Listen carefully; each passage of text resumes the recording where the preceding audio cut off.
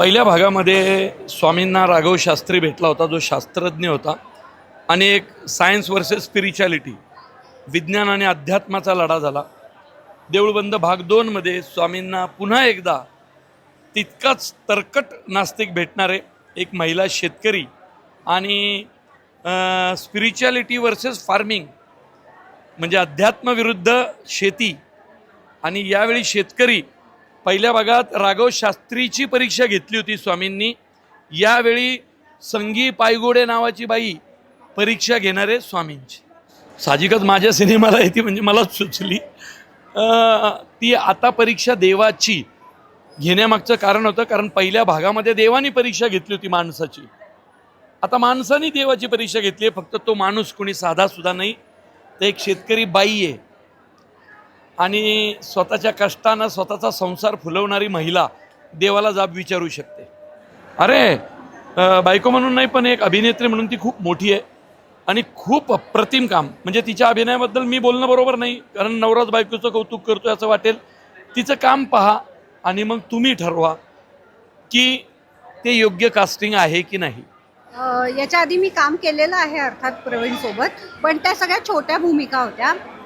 पहिल्यांदाच मध्यवर्ती भूमिकेमध्ये मी त्याच्यासोबत काम करते आहे.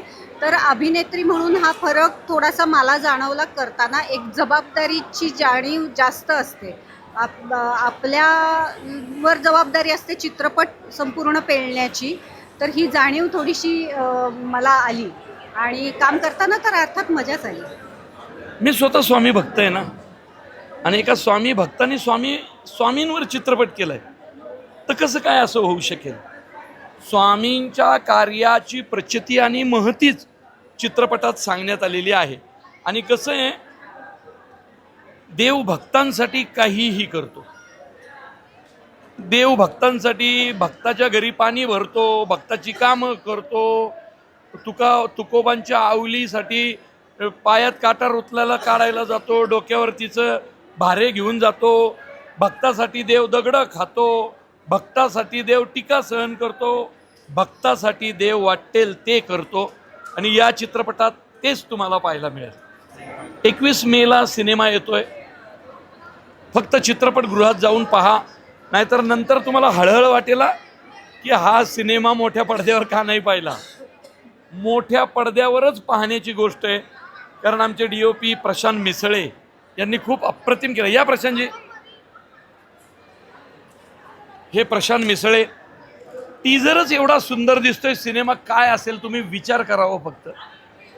म्हणजे नेत्रदीपक टीजर झालाय. सिनेमा पाहून तुम्ही भारावून झाला.